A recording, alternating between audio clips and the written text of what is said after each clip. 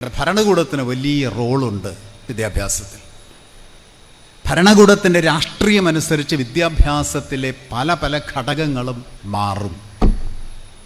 ലോക്സഭയിലും രാജ്യസഭയിലും എല്ലാം എങ്ങും ചർച്ച ചെയ്യാതെ നടപ്പിലാക്കിയ ഒന്നാണ് NEP 2020 എന്ന് പറയുന്ന നയം. ആ നയം മനുസ്മൃതിയുടെ കരിക്കുലമാണ്. ഒറ്റ വാചകത്തിൽ ഇത് പറയാം. ന്യൂ എഡ്യൂക്കേഷൻ പോളിസി എന്ന് പറയുന്നത് മനുസ്മൃതിയുടെ കരിക്കുലമാണ്. സർക്കാരിൻ്റെ പോളിസികൾ പലതും പാഠപുസ്തകത്തിൽ പ്രതിഫലിക്കും. ലോകത്തെ ഏത് രാജ്യത്തിൻ്റെയും 3-4 ടെക്സ്റ്റ് ബുക്കുകൾ എടുത്ത് ഇവിടെ കൊണ്ടു തന്നാൽ 1 മണിക്കൂറിനുള്ളിൽ ആ രാജ്യത്ത് ഏത് വർഗപക്ഷപാതിത്വമുള്ള ഭരണമാണുള്ളത് എന്ന് പറയാം. ഇറ്റ്സ് വെരി ഈസി, വളരെ എളുപ്പമാണ്. ഭരണകൂടത്തിൽ പാഠപുസ്തകത്തിൽ ഇത് പ്രതിഫലിക്കും. അതിൻ്റെ വഴിയാണ് ഞാൻ പറഞ്ഞത്. പോളിസി, കരിക്കുലം, സിലബസ്, പാഠ്യപദ്ധതി, പെഡഗോജി, പാഠപുസ്തകം. ഇതെവിടേക്ക് എത്തുകയാണ് സർക്കാരിൻ്റെ പോളിസി. ആണ് പാഠപുസ്തകത്തിലൂടെ ഈ ആശയങ്ങൾ സമൂഹത്തിൽ എത്തുന്ന രീതിശാസ്ത്രം. അങ്ങനെ ജനങ്ങളിൽ ആശയങ്ങൾ എത്തിച്ച് അവരെ സർക്കാരിന് താല്പര്യമുള്ള രീതിയിലേക്ക് മാറ്റിയെടുക്കുക. അപ്പം എത്ര പൊളിറ്റിക്കലാണ് അത് എന്ന് മനസ്സിലായി. അങ്ങനെ ഈ സമൂഹത്തെ പിറകോട്ട് കൊണ്ടുപോകാൻ NEP വളരെ ബോധപൂർവമായ ശ്രമം നടത്തുന്നു. വളരെ വളരെ ബോധപൂർവമായ. വിദ്യാഭ്യാസം നല്ല അക്ഷരപഠനമാണ്, മാർക്ക് മേടിക്കലാണ്, തൊഴിലുണ്ടാവുക എന്നുള്ളൊരു ക്ലാസിക്കൽ മുതലാളിത്ത ഫ്യൂഡൽ ചിന്തയുണ്ട്. അതിൽ നിന്നൊക്കെ വിട്ട് ഒരു മനുഷ്യൻ്റെ യഥാർത്ഥ സർഗശേഷിയെ സമ്പൂർണവും സമഗ്രവുമായി വിടർത്തി ആശയലോകത്ത് പ്രകാശിപ്പിക്കുക, പ്രകാശഗോപുരമാക്കി നിർത്തുക എന്നുള്ളതാണ് വിദ്യാഭ്യാസം. ഭരണകൂടത്തിന് ജനങ്ങളെ ഒപ്പം നിർത്താൻ പ്രധാനമായും 2 ഉപകരണങ്ങളുണ്ട്. ഒന്ന് മർദ്ദന ഉപകരണമാണ്. പോലീസ്, പട്ടാളം, ജയില് തുടങ്ങിയ ഭയപ്പെടുത്തി ജനങ്ങളെ കൂടെ നിർത്തുക, അതാണ് അതിൻ്റെ അർത്ഥം. മർദ്ദന ഉപകരണം, ഭയം ജനിപ്പിക്കുക. സ്വാഭാവികമായിട്ടും ജനങ്ങൾ നിവൃത്തിയില്ലാതെ ഒപ്പം നിൽക്കും.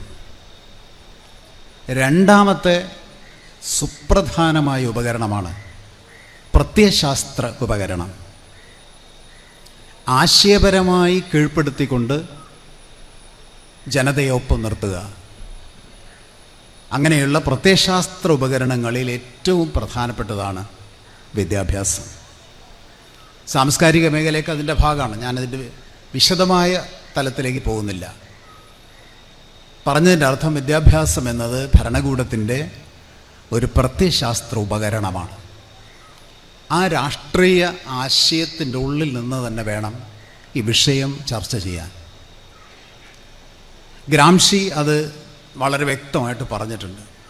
ഗ്രാംഷി പറഞ്ഞത്, ഭരണകൂടം ഉൽപ്പാദിപ്പിക്കുന്ന ആശയങ്ങൾ വിദ്യാഭ്യാസത്തിലൂടെ സമൂഹ മനസ്സിലെത്തിച്ച് സമൂഹ മനസ്സിനെ കൂടെ നിർത്തുക. ആശയോൽപാദനം ഭരണഘടനാ തലത്തിലും ഭരണകൂട തലത്തിലും അത് ജനങ്ങളിൽ എത്തിക്കാനുള്ള മീഡിയം എന്ന രീതിയിൽ വിദ്യാഭ്യാസ മേഖലയും, അങ്ങനെ ജനങ്ങളുടെ മനസ്സിൽ അതെത്തി ഭരണകൂടത്തോടൊപ്പം അവരെ നിർത്തുക. അങ്ങനെയാണ് വിദ്യാഭ്യാസത്തെക്കുറിച്ച് അന്റോണിയോ ഗ്രാംഷി പറഞ്ഞത്. അൽത്തൂസർ പറഞ്ഞതും ഏതാണ്ട് ആ അർത്ഥത്തിൽ തന്നെയാണ്. അൽത്തൂസർ പറഞ്ഞത്,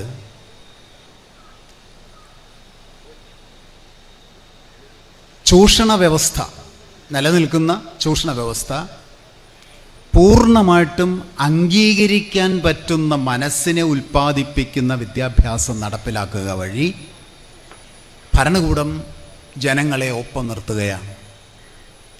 ചൂഷണ വ്യവസ്ഥയെ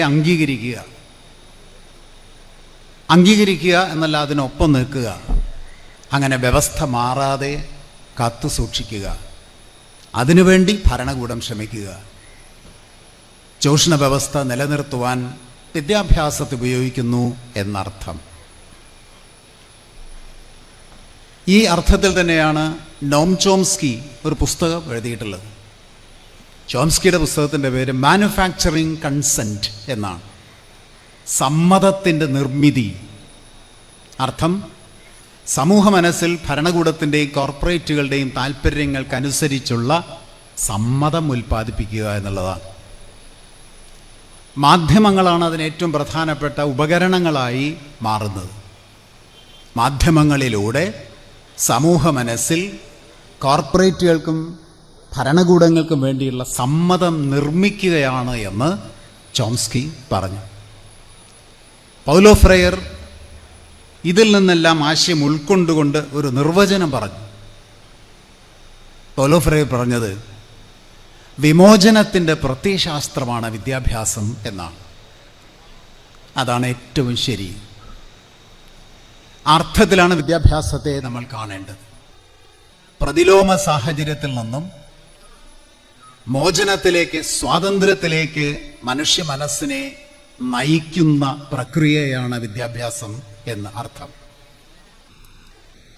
അത് വളരെ വളരെ പ്രധാനപ്പെട്ട പൗലോ ഫ്രയറിൻ്റെ ഒരു നിരീക്ഷണമാണ്. മോചനത്തിൻ്റെ പ്രത്യയശാസ്ത്രമാണ്, വിമോചനത്തിൻ്റെ പ്രത്യയശാസ്ത്രമാണ് വിദ്യാഭ്യാസം. ഇതിൽ നിന്നും നാം മനസ്സിലാക്കേണ്ട, ഭരണകൂടത്തിന് വലിയ റോളുണ്ട് വിദ്യാഭ്യാസത്തിൽ. ഭരണകൂടത്തിൻ്റെ രാഷ്ട്രീയമനുസരിച്ച് വിദ്യാഭ്യാസത്തിലെ പല പല ഘടകങ്ങളും മാറും. അങ്ങനെ മാറുന്നതനുസരിച്ച് വിദ്യാഭ്യാസത്തെ 3 തരത്തിൽ ചുരുങ്ങിയത് തരംതിരിക്കാം. 3 തരത്തിൽ. അതിനേക്കാൾ കൂടുതലുണ്ട്. ഞാനതിൻ്റെ വല്ലാത്ത വിശദീകരണത്തിൽ പോകുന്നില്ല. 3 ആയിട്ട്. 1, സാമ്പ്രദായിക വിദ്യാഭ്യാസം. 2, പ്രതിലോമ വിദ്യാഭ്യാസം. 3, പുരോഗമന വിദ്യാഭ്യാസം അല്ലെങ്കിൽ ആധുനിക വിദ്യാഭ്യാസം. ഇങ്ങനെ 3 തരത്തിലുള്ള വിദ്യാഭ്യാസം ഇന്നത്തെ ലോകത്ത് നമുക്ക് പൊതുവിൽ കാണാൻ കഴിയും. ഞാനൊന്നുകൂടി പറയാം. 1, സാമ്പ്രദായിക വിദ്യാഭ്യാസം. 2, പ്രതിലോമ വിദ്യാഭ്യാസം. 3, പുരോഗമന വിദ്യാഭ്യാസം. ഓരോന്നായിട്ട് എടുത്തു നോക്കാം. സാമ്പ്രദായിക വിദ്യാഭ്യാസം. വലതുപക്ഷ രാഷ്ട്രീയം മുന്നോട്ട് വയ്ക്കുന്ന വിദ്യാഭ്യാസ സമ്പ്രദായമാണത്. ഭരണകൂടത്തിൻ്റെ രാഷ്ട്രീയ സ്വഭാവം അനുസരിച്ച് വിദ്യാഭ്യാസത്തിൻ്റെ രീതിശാസ്ത്രത്തിൽ മാറ്റം വരുന്നു എന്ന് പറഞ്ഞത് സാധൂകരിക്കുന്ന ഒരു ഉദാഹരണമാണ്. സാമ്പ്രദായിക വിദ്യാഭ്യാസം എന്താണത്? അൽത്തൂസർ പറഞ്ഞതുപോലെ നിലനിൽക്കുന്ന വ്യവസ്ഥയെ മാറ്റാതെ ചൂഷണാധിഷ്ഠിതമാക്കി തന്നെ നിലനിർത്താൻ ശ്രമിക്കുന്ന വിദ്യാഭ്യാസമാണ് സാമ്പ്രദായിക വിദ്യാഭ്യാസം. ഫ്യൂഡൽ വിദ്യാഭ്യാസം, കൊളോണിയൽ വിദ്യാഭ്യാസം, മുതലാളിത്ത വിദ്യാഭ്യാസം, ഇതെല്ലാം ഈ ഗണത്തിൽ പെടുകയാണ്. അപ്പോൾ സമൂഹ മനസ്സിൽ വിദ്യാഭ്യാസത്തിലൂടെ എത്തിക്കുന്ന ആശയങ്ങൾ നിലനിൽക്കുന്ന വ്യവസ്ഥയാണ് ശരി എന്നുള്ളതാണ്. നിലനിൽക്കുന്ന വ്യവസ്ഥയിലെ ചൂഷണം, അതിനോട് ചേർന്ന് നിൽക്കുന്ന മനസ്സിനെ ഉൽപ്പാദിപ്പിക്കുക. അതിനോട് എതിർക്കാത്ത മനസ്സിനെ, അതിനോട് ചേർന്ന് നിൽക്കുന്ന മനസ്സിനെ, അത് പ്രകൃതി നിയമം പോലെ ശരിയാണ് എന്ന് തോന്നുന്ന മനസ്സിനെ ഉൽപ്പാദിപ്പിക്കുക. അങ്ങനെ നിലനിൽക്കുന്ന വ്യവസ്ഥയോട് മനസ്സിനെ ചേർത്തി, മനസ്സിനെ ഒതുക്കി നിർത്തി നിലനിൽക്കുന്ന വ്യവസ്ഥയെ നിലനിർത്താൻ ശ്രമിക്കുന്ന വിദ്യാഭ്യാസമാണ് സാമ്പ്രദായിക വിദ്യാഭ്യാസം. അത് ഞാൻ പറഞ്ഞു, വലതുപക്ഷ രാഷ്ട്രീയത്തിൻ്റെ വിദ്യാഭ്യാസമാണ്. ഇന്ത്യൻ നാഷണൽ കോൺഗ്രസ് നമ്മുടെ രാജ്യത്ത് കോത്താരി കമ്മീഷൻ കാലത്ത് തൊട്ട് നടപ്പിലാക്കിയ വിദ്യാഭ്യാസം വിശദമായി പരിശോധിച്ചാൽ അത് കാണാം. അതുകൊണ്ട് സാമ്പ്രദായിക വിദ്യാഭ്യാസം എന്നത് വലതുപക്ഷം മുന്നോട്ട് വയ്ക്കുന്ന വിദ്യാഭ്യാസ രീതിയാണ്. രണ്ടാമത്തെ വിദ്യാഭ്യാസ രീതി പ്രതിലോമ വിദ്യാഭ്യാസം. പ്രതിലോമ വിദ്യാഭ്യാസം അതിൻ്റെ പ്രത്യേകത, നിലനിൽക്കുന്ന വ്യവസ്ഥയിൽ നിന്നും സമൂഹ മനസ്സിനെ പിറകോട്ട് കൊണ്ടുപോയി വരേണ്യ യുക്തിയിലേക്ക് എത്തിക്കുക എന്നുള്ളതാണ്. അതിൻ്റെ അർത്ഥം നിലനിൽക്കുന്ന വ്യവസ്ഥ നിലനിർത്തണം എന്നതിനേക്കാൾ കൂടുതൽ ആ വ്യവസ്ഥയെ പിറകോട്ട് കൊണ്ടുപോവുക, എന്നിട്ട് വരേണ്യ യുക്തിയുള്ള മനസ്സിനെ ഉൽപ്പാദിപ്പിക്കുക. കാരണം അത്തരത്തിലുള്ള ഒരു യുക്തിയിലാണ് വർഗീയതയും വംശീയതയും ഫാസിസവും ഒക്കെ വളരാനുള്ള സാധ്യതയുള്ളത്. അതുകൊണ്ട് മനുഷ്യ മനസ്സിനെ പിറകോട്ട് കൊണ്ടുപോകുന്ന വിദ്യാഭ്യാസമാണ് പ്രതിലോമ വിദ്യാഭ്യാസം. ആ വിദ്യാഭ്യാസ രീതിയാണ് ഇന്ന് കേന്ദ്ര സർക്കാർ നടപ്പിലാക്കിക്കൊണ്ടിരിക്കുന്ന വിദ്യാഭ്യാസ രീതി. അതിനെയാണ് ന്യൂ എഡ്യൂക്കേഷൻ പോളിസി 2020 എന്ന് പറയുന്നത്. അതാണ് ഇവിടെ അധ്യക്ഷ പ്രസംഗത്തിൽ പറഞ്ഞതുപോലെ പാർലമെൻറ്റിൽ പോലും ചർച്ച ചെയ്യാതെ ഇന്ത്യയുടെ ചരിത്രത്തിൽ ഒരു വിദ്യാഭ്യാസ നയവും ചർച്ച ചെയ്യാതെ നടപ്പിലാക്കിയിട്ടില്ല. ചർച്ചയിൽ ഏകപക്ഷീയതയ്ക്ക് ഉണ്ടായിരുന്നു എന്നുള്ളത് വേറെ കാര്യം. പക്ഷേ ചർച്ചയെങ്കിലും ഉണ്ടായിരുന്നിട്ടുണ്ട്.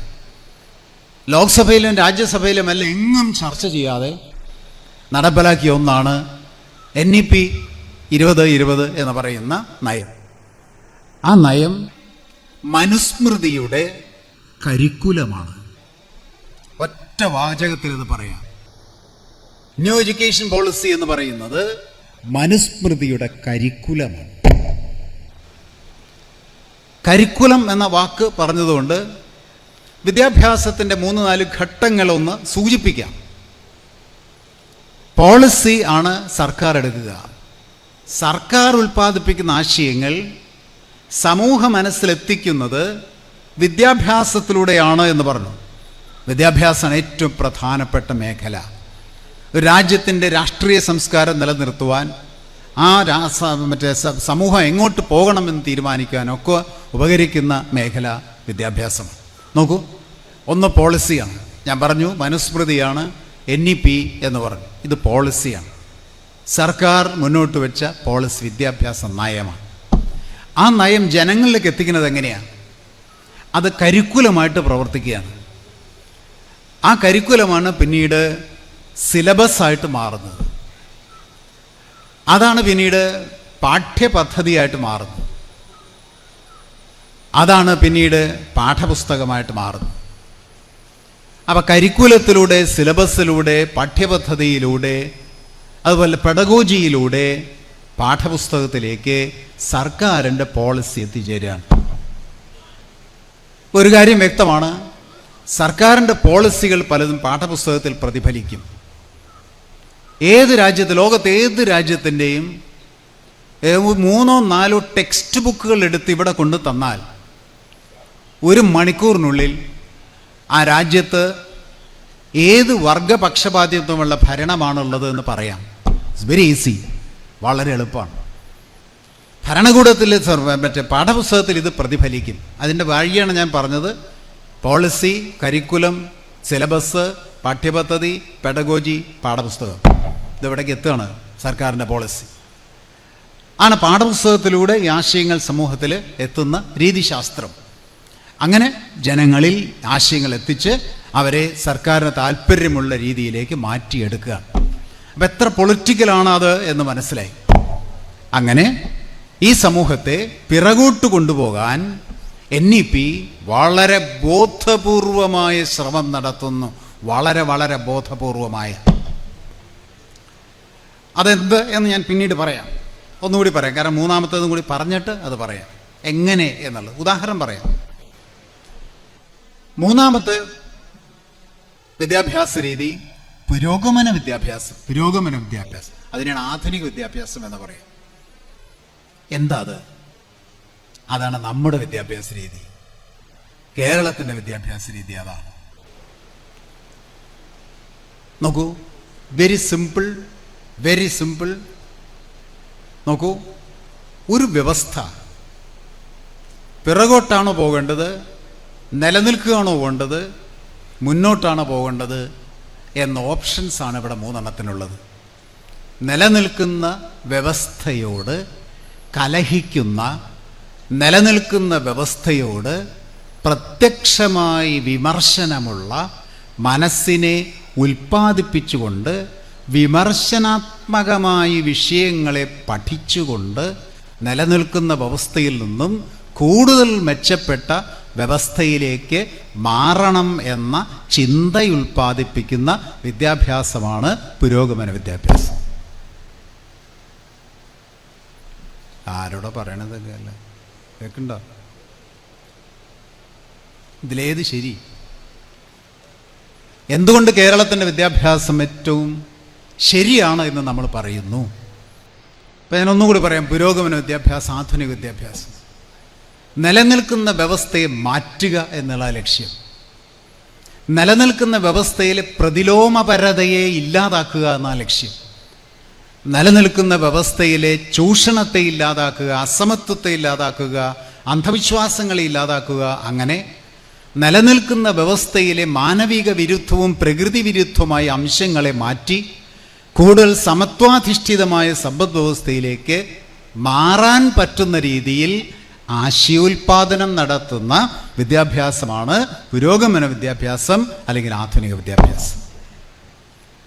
അപ്പം ആധുനിക വിദ്യാഭ്യാസത്തിൻ്റെ രീതി എന്നത് നിലനിൽക്കുന്ന വ്യവസ്ഥയോട് വിമർശനം ഉണ്ടാക്കുക എന്നുള്ളതാണ്. ഒരു ചെറിയ ഉദാഹരണം, അന്ധവിശ്വാസം. സമൂഹത്തിൽ അന്ധവിശ്വാസമുണ്ട്.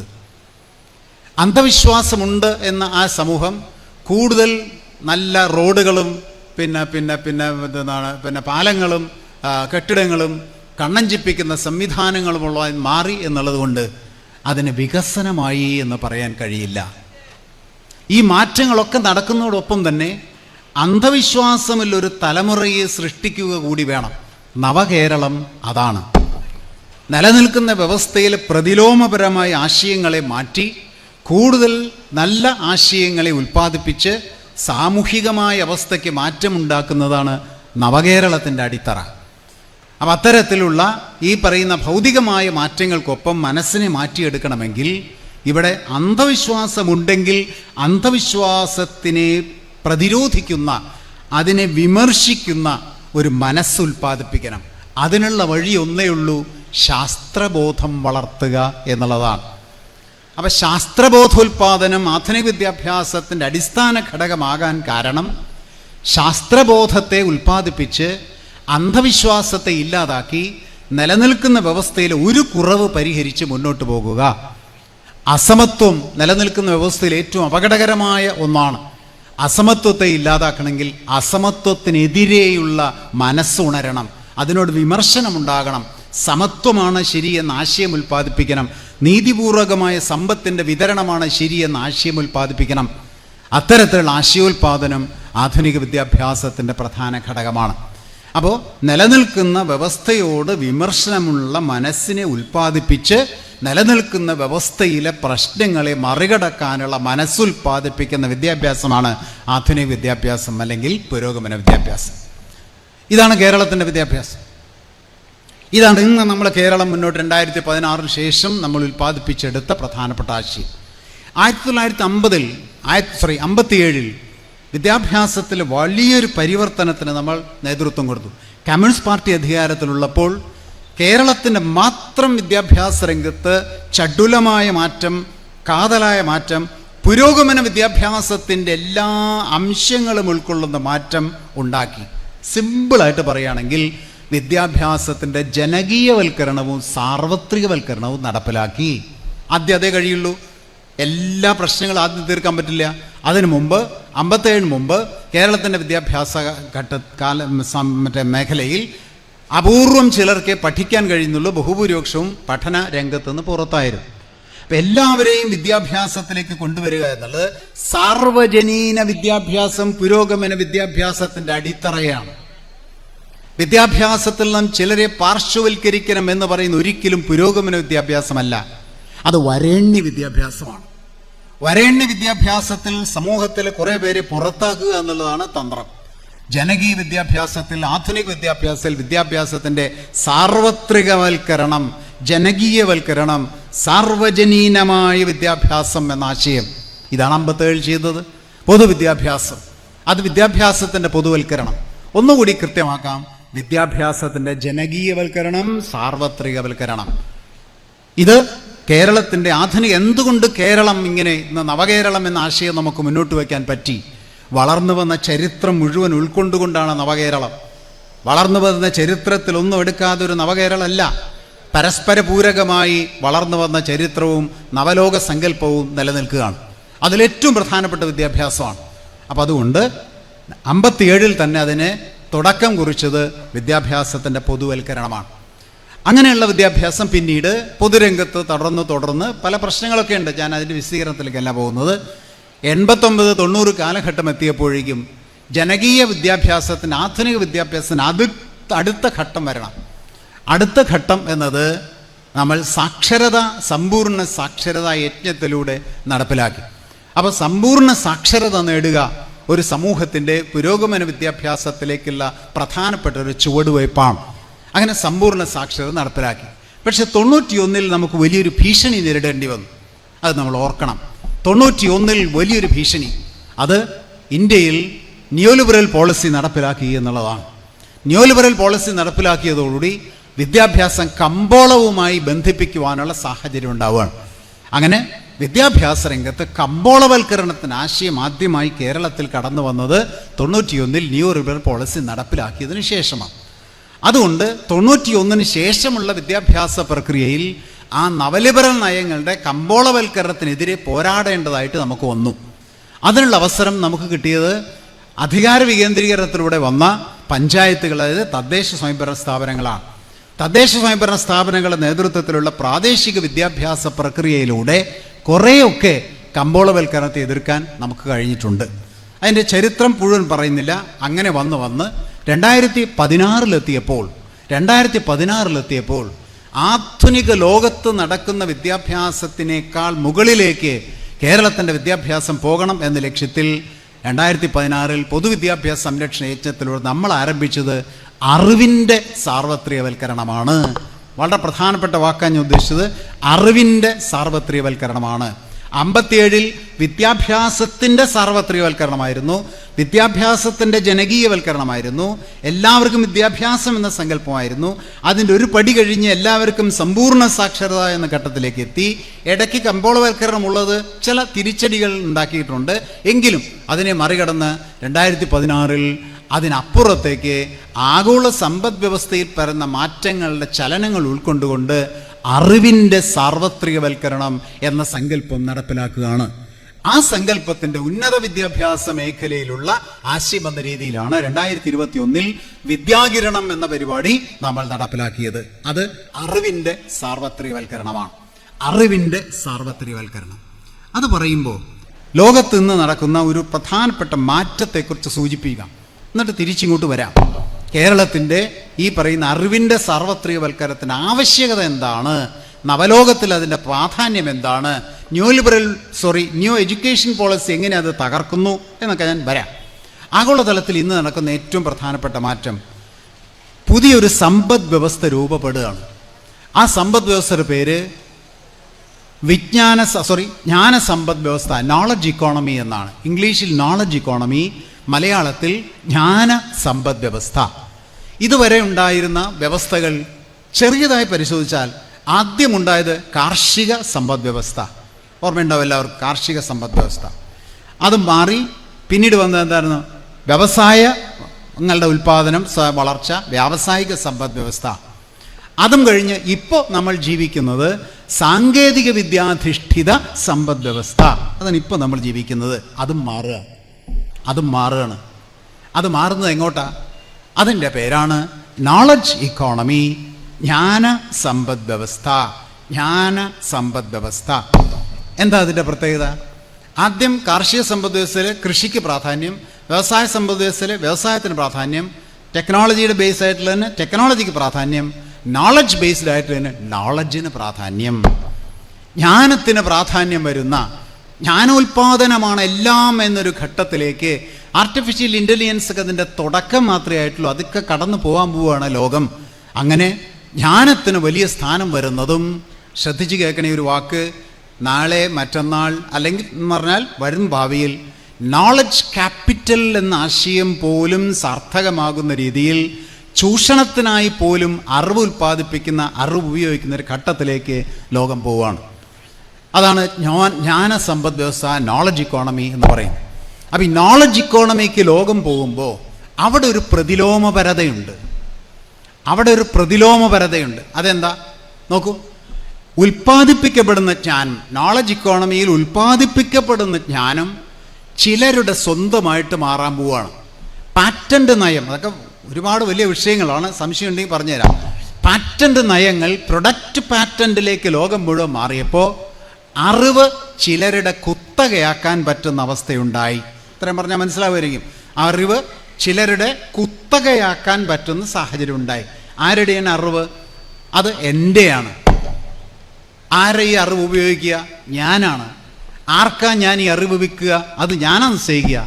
എന്ത് വിലയ്ക്ക് അത് കൊടുക്കുക? അതും ഞാനാണ് നിശ്ചയിക്കുക. ഇത്രയും പറഞ്ഞാൽ ഏകദേശം മനസ്സിലായിട്ടുണ്ടാവും. അറിവ് കുത്തകയാവാൻ പോവാണ്, ആയിക്കൊണ്ടിരിക്കുകയാണ്. അപ്പം അറിവ് കുത്തകയായിട്ട് മാറുകയും അറിവ് ഉൽപ്പാദിപ്പിക്കുകയും ചെയ്യുമ്പോൾ അവിടെ ഒരു വൈരുദ്ധ്യമുണ്ട്.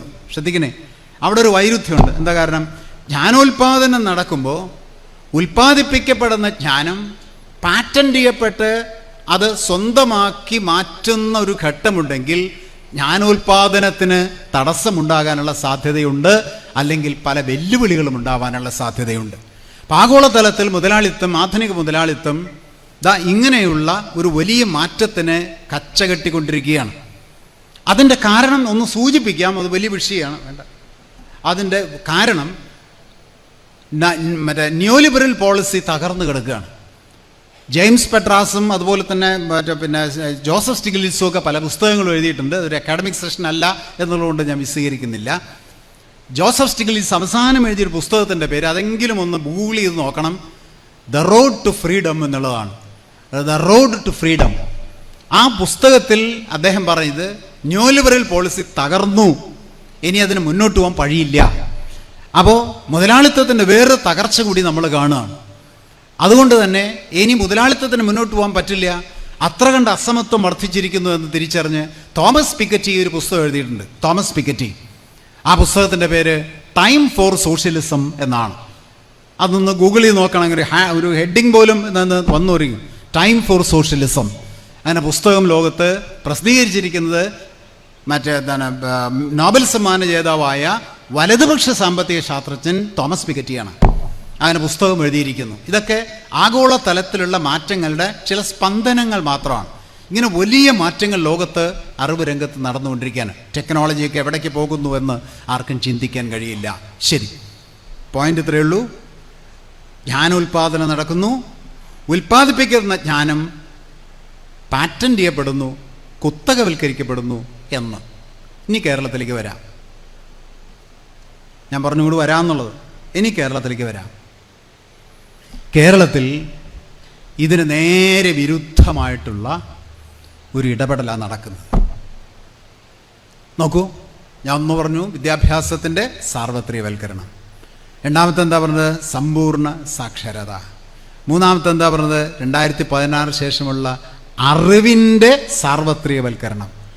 അറിവിൻ്റെ സാർവത്രികവൽക്കരണം എന്ന് പറയുന്നത് ജ്ഞാനത്തിൻ്റെ സാർവത്രികവൽക്കരണത്തിൻ്റെ ഒരു ഘട്ടമാണ്.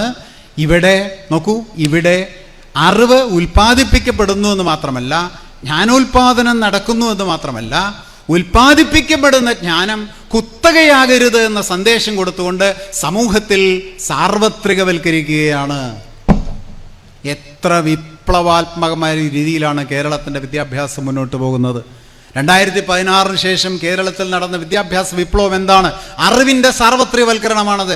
ലോകത്ത് അറിവ് കുത്തകയാക്കാൻ പോകുന്ന മുതലാളിത്ത നടപടിക്കെതിരെ ഒരു മനോഹരമായ മാതൃക കേരളം സൃഷ്ടിക്കുകയാണ്. ഒരു മനോഹരമായ മാതൃക. അറിവ് കുത്തകവൽക്കരിക്കപ്പെടുകയല്ല വേണ്ടത്, അറിവ് സമൂഹത്തിൽ വിന്യസിക്കുകയാണ് വേണ്ടത്. അറിവ് സമൂഹത്തിൽ വിന്യസിക്കപ്പെടുമ്പോൾ കൂടുതൽ കൂടുതൽ അറിവുകളുണ്ടാകും. അപ്പോൾ ജ്ഞാനോൽപാദനത്തിൻ്റെ സാധ്യത തലത്തിൽ ജ്ഞാനം കുത്തകവൽക്കരിക്കപ്പെടുമ്പോഴാണോ അതോ ജ്ഞാനം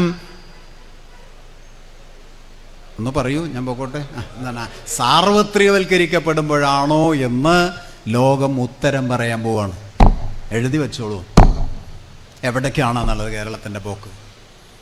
നവലോകം, നവകേരളം എന്നൊക്കെ പറയുന്നത് ഭൗതിക സംവിധാനങ്ങളിലൂടെ മാത്രമല്ല, ആശയപരമായി വലിയ ഒരു ലോകത്തിലേക്ക് കേരളം പോയിക്കൊണ്ടിരിക്കുകയാണ്. ഇത് ഞാൻ പഠിച്ച ഇപ്പോൾ അതിൽ കൂടുതലുണ്ടാവാം ധാരാളം. ലോകത്തെ വിദ്യാഭ്യാസ രീതിയിൽ എങ്ങുമില്ല എന്ന് വേണമെങ്കിൽ പറയാം, എങ്ങുമില്ല എന്ന് പറയാം. കാരണം ആ ജ്ഞാന സമ്പദ് വ്യവസ്ഥയിലേക്കുള്ള പോക്കിന് തുല്യമായിട്ടും പാരലലായിട്ടുമാണ് പല രാജ്യങ്ങളും പോകുന്നത്. ചൈനയിൽ അതിൻ്റെ ചില സ്പന്ദനങ്ങൾ കാണാനുണ്ട്. അത് ലോകത്തിപ്പോൾ ഈ ജ്ഞാന സമ്പദ് വ്യവസ്ഥയുടെ ഭാഗമായി ഉണ്ടായ ഏറ്റവും പ്രധാനപ്പെട്ട ഒരു ആശയമാണ് ChatGPT എന്ന് പറയും. ഇവിടെയൊക്കെ എല്ലാവരും ഉപയോഗിക്കുന്നു ChatGPT. ആ ChatGPT എന്ന് പറയുന്നത് ഈ ജ്ഞാന സമ്പദ് വ്യവസ്ഥയുടെ ഒരു ഉപകരണമാണ്. എൻ്റെയാണ് അറിവ്, ഒരു കമ്പനിയുടെയാണ് ഈ ChatGPT. ആർക്ക് വേണമെങ്കിൽ അത് ഉപയോഗിക്കാം. പക്ഷേ എന്താണ്, പണം വേണം, അതെൻ്റെ സ്വന്തമാണ്, വേറൊരാൾക്കും ഗവേഷണം നടത്താനും പാടില്ല. അതാണ് ഈ ജ്ഞാന സമ്പദ് വ്യവസ്ഥയുടെ പ്രധാനപ്പെട്ട പ്രത്യേകത. ആ പ്രത്യേകത നടക്കുമ്പോൾ അതിനെതിരെ ഒരു ശബ്ദമേ ഉള്ളൂ. അത് സോഷ്യലിസ്റ്റ് ശബ്ദമാണ്, അത് ചൈനയുടെ ശബ്ദമാണ്. ചൈനയിൽ അതിന് പകരം അതിനേക്കാൾ എഫിഷ്യൻ്റ് ആയിട്ടുള്ള, എഫിഷ്യൻസി കുറവാണെന്നതിൽ അഭിപ്രായമുണ്ട് എങ്കിലും മനസ്സിലാക്കിയെടുത്തോളം അതിനേക്കാൾ എഫിഷ്യൻ്റ് ആയിട്ടുള്ള ഡീപ് സീക്ക് എന്ന് പറയുന്ന ഒരു സംവിധാനം വന്നു കഴിഞ്ഞു. ഡീപ് സീക്ക് എന്നുള്ളതാണ് ChatGPTക്ക് പകരമായി മറ്റേ സോഷ്യലിസ്റ്റ് ലോകത്ത് ചൈനയുടെ ഭാഗത്തുനിന്നുണ്ടാകുന്ന മറ്റ് സംവിധാനം. എന്താ പ്രത്യേകത കേൾക്കണേ? എന്താ ആശയമാണ് അതിൽ പ്രത്യേകത? അതെങ്ങനെയാണെന്നുള്ളതല്ല പ്രത്യേകത. അത് ക്ലോസ്ഡ് അല്ല, അത് കുത്തകയല്ല, അത് ഓപ്പണാണ്. ഇവിടെ ഇരിക്കുന്ന ചൊക്ലിയിൽ ഇവിടെ ഇരിക്കുന്ന ആർക്കും അതിൻ്റെ സോഴ്സ് കോഡ് ഇപ്പം കിട്ടും. വേണമെങ്കിൽ അതിൻ്റെ സോഴ്സ് കോഡ് ഇപ്പം കിട്ടും. ഇതാണ് പ്രതിരോധം.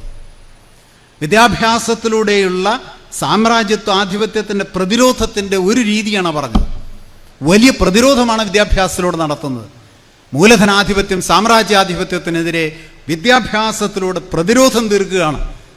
ആണ് സോഷ്യലിസ്റ്റ് ചൈന ഇപ്പോൾ ചെയ്തത്. ഡീപ് സീക്ക്, അങ്ങനെ ഒരുപാട്, ഞാൻ അതിൻ്റെ വിശദീകരണത്തിലേക്ക് പോകുന്നില്ല. കേരളം ആശയപരമായി അറിവ് സമൂഹത്തിൽ സാർവത്രികവൽക്കരിക്കുകയാണ്. വിദ്യാഭ്യാസത്തിൽ 4 ഘട്ടങ്ങളുണ്ട്. 4 ഘട്ടങ്ങൾ. ഒന്ന് വിവരം, മലയാളം വിവരം, ഇംഗ്ലീഷ് ഇൻഫർമേഷൻ. 2 അറിവ് നോളജ്. വിവരമല്ല അറിവ്. വിവരവും അറിവും പര്യായ പദങ്ങളായിട്ട് പലപ്പോഴും ഉപയോഗിക്കാറുണ്ട്. രണ്ടും രണ്ടാണ്. വിവരമല്ല അറിവ്. അറിവ് കഴിഞ്ഞാൽ പിന്നത്തെ വിജ്ഞാനമാണ്. വിശേഷാൽ വിവരമാണ് വിജ്ഞാനം. അത് കഴിഞ്ഞാൽ അടുത്ത ഘട്ടം ജ്ഞാനമാണ്. നമ്മുടെ ബ്രെയിനിന് നോക്കൂ, നമ്മുടെ ബ്രെയിനിന് ഏത് തലത്തിലൂടെയൊക്കെ കടന്നു പോകാൻ പറ്റുമെന്നുള്ളതിൻ്റെ ഒരു ക്രോസ് സെക്ഷനാണ് ഞാൻ വരച്ചത്. ഇതാണ് വിദ്യാഭ്യാസം. വിദ്യാഭ്യാസം എന്നുള്ള അക്ഷരപഠനമാണ്, മാർക്ക് മേടിക്കലാണ്, തൊഴിലുണ്ടാവുക എന്നുള്ളൊരു ക്ലാസിക്കൽ മുതലാളിത്ത ഫ്യൂഡൽ ചിന്തയുണ്ട്.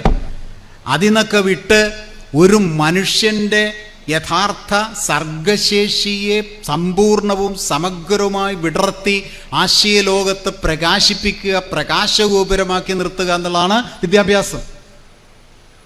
ഒരാളുടെ ഏത് ചെറിയ കഴിവിനെ പോലും നോക്കൂ, ഒരു വ്യക്തിക്കകത്തുള്ള ഏത് ചെറിയ കഴിവിനെ പോലും പ്രകാശിപ്പിച്ച് പ്രകാശിപ്പിച്ച് പ്രകാശിപ്പിച്ച് പ്രകാശഗോപുരമാക്കി മാറ്റുക. അതിനെയാണ് വിദ്യാഭ്യാസം എന്ന് പറയുന്നത്. ഇത് തൊഴിൽ കിട്ടാനുള്ളതാണ്, നൈപുണിയാണ് ഏറ്റവും പ്രധാനം എന്ന് പറഞ്ഞ് കേന്ദ്ര സർക്കാരിൻ്റെ നിലപാട്. ഒരു മനുഷ്യനെ ഇത്രയും നിർത്തിയാൽ മതി, അതാണ് അവരുടെ തന്ത്രം. ഇത്ര മതി, അതിൻ്റെ മുകളിലേക്ക് നിൻ്റെ ബ്രെയിൻ വളരണ്ട. ഇതിനെ മറ്റേ മെക്കോളെ മിനിറ്റ്സിൽ പിന്നെ എന്താണ് ബ്രിട്ടീഷുകാർ പറഞ്ഞതും അത് ഞാൻ പറയാം, 1-2 ഉദാഹരണം പറയാം. അപ്പം അതുകൊണ്ട് ആ പരിമിതി മറികടന്ന് മനുഷ്യൻ്റെ ബ്രെയിൻ ഇത്രയും വളർന്നാൽ മതി എന്ന് ഭരണകൂടം നിശ്ചയിക്കുന്ന പരിമിതി മറികടന്ന് ആ സാമ്രാജ്യത്വ തന്ത്രത്തിനെതിരെയുള്ള കൃത്യമായ പോരാട്ടമാണ് കേരളത്തിൻ്റെ വിമോചന വിദ്യാഭ്യാസം. പൗലോ ഫെറർ പറഞ്ഞതുപോലെ തന്നെ. അപ്പം അതുകൊണ്ട് ഞാൻ പറഞ്ഞത് ഒന്നുകൂടി പറയുകയാണ്, മറക്കാതിരിക്കാൻ. ഒന്ന് എന്താണ്? ഇൻഫർമേഷൻ, വിവരം. ഇതാണ് പ്രാഥമികമായിട്ട് നമ്മൾ നേടുന്നത്. 10ാം ക്ലാസ് വരെ നേടുന്നത് ഈ പ്രാഥമിക വിദ്യാഭ്യാസത്തിൽ ഈ വിവരമാണ്. വിവരങ്ങൾ, ഇൻഫർമേഷൻ, കളക്ഷൻ ഓഫ് ഇൻഫർമേഷൻസ്. ഉന്നത വിദ്യാഭ്യാസം എന്ന് പറഞ്ഞാൽ അറിവ് നേടലാണ്, നോളജാണ്. നോളജ്. ഞാനൊരു ചെറിയ ചോദ്യം ചോദിക്കാം, തെറ്റിദ്ധരിക്കരുത്, അറിയാൻ വേണ്ടി മാത്രം. ഇതെന്താ വ്യത്യാസം എന്നറിയാൻ. കൊച്ചു ചോദ്യമാണ്. കൊച്ചെന്ന് വെച്ചാൽ കൊച്ചിൻ്റെ കൊച്ചാണ്. മുല്ലപ്പൂവിൻ്റെ നിറം എന്താ? ഇത്രയൊന്നും പറയണ്ട, അത്ര വലിയ ആൾക്കാരെ ഇരിക്കുന്നതെന്ന് എനിക്കറിയാം. 4 തെറ്റിയില്ലല്ലോ ആർക്കും. ഫുൾ മാർക്കല്ലേ? ഫുൾ A+ അല്ലേ? ഇതൊരു ഇൻഫർമേഷനാണ് അല്ലേ? ഇത് നമ്മുടെ പഞ്ചേന്ദ്രിയങ്ങളെ കൊണ്ട് നമ്മുടെ മനസ്സിൽ സൃഷ്ടിച്ച ഒരു ഇൻഫർമേഷനാണ്. രണ്ടാമത്തെ ചോദ്യത്തിന് ആരെങ്കിലും ഉത്തരം പറയണം. എന്താ മുല്ലപ്പൂവിന് വെള്ള നിറം?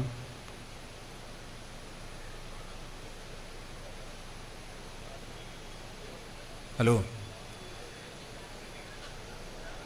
വിവരേ ഉള്ളൂ. ഒന്ന് പൂരിപ്പിക്കൂ. അറിവില്ല. ഇതാണ് വിഷയം. ഇതാണ് ഈ സാമ്പ്രദായിക പ്രതിലോമ വിദ്യാഭ്യാസങ്ങളുടെയൊക്കെ പ്രത്യേകത. എന്നോട് ചോദിച്ചിട്ടുണ്ട്, മാഷ് ഈ പൊതുവിദ്യാഭ്യാസത്തെക്കുറിച്ച് പറയണ്ടല്ലോ, അല്ലാണ്ട് ചില സ്കൂളുകളില്ലേ, പേരൊന്നും ഞാൻ പറയില്ല, അല്ലാണ്ടല്ലോ, മാഷ് സ്കൂളിൽ 2+2 ഉത്തരം എത്രയാ? 4. ആ സ്കൂളിൽ 2+2 ഉത്തരം എത്രയാ? 4. പിന്നെ എന്താ വ്യത്യാസം? ഇതൊരു ഋജുവായിട്ടുള്ള ആൾക്കാരുടെ സംശയമാണ്. അതിനപ്പുറത്തേക്കുള്ള ചോദ്യങ്ങൾക്കൊന്നും, ഇവിടെ മുല്ലപ്പൂവിൻ്റെ നിറം എന്താ? വെള്ള. അവിടെ മുല്ലപ്പൂവിൻ്റെ നിറം എന്താ? വെള്ള. അവിടെ മുല്ലപ്പൂവിൻ്റെ നിറം എന്താ? ഉത്തരമില്ല. ഇവിടെ മുല്ലപ്പൂവിൻ്റെ നിറം എന്താ? ഉത്തരം ഉണ്ടാവും. ജീവിത പഠനമാണ് വിദ്യാഭ്യാസം. ആരും കേൾക്കണില്ല. കേൾക്കണ്ടോ? എന്താണ്? ജീവിത പഠനമാണ്, വിഷയ പഠനമല്ല വിദ്യാഭ്യാസം. വിഷയപഠനം മാത്രമല്ല വിദ്യാഭ്യാസം. അല്ല എന്ന് പറയുന്നത്, വിഷയപഠനം മാത്രമല്ല വിദ്യാഭ്യാസം. ജീവിത പഠനമാണ് വിദ്യാഭ്യാസം. സാമൂഹിക പഠനമാണ് വിദ്യാഭ്യാസം. അതിന് വിവരം പോരാ. പറയൂ. അറിവുണ്ടാവണം. അതിനാണ് ചോദ്യം ചോദിച്ചത്. മഴവില്ലിന് എത്ര നിറമുണ്ട്? ഒന്ന് ഉറക്കെ പറയൂ. ഉറക്കെ പറയൂ. തെറ്റാ. വിവരേ ഉള്ളൂ, അറിവില്ല. ഇനി നിങ്ങളുടെ ഉത്തരം ശരിയാവാൻ ഞാൻ ചോദ്യം മാറ്റാം. ചോദ്യം മാറ്റിയാൽ 7 ശരിയാവും. മനുഷ്യൻ്റെ കണ്ണുകൾ കൊണ്ട് കാണാൻ പറ്റുന്ന എത്ര വർണ്ണങ്ങൾ? പറയൂ. 7. കറക്റ്റ്.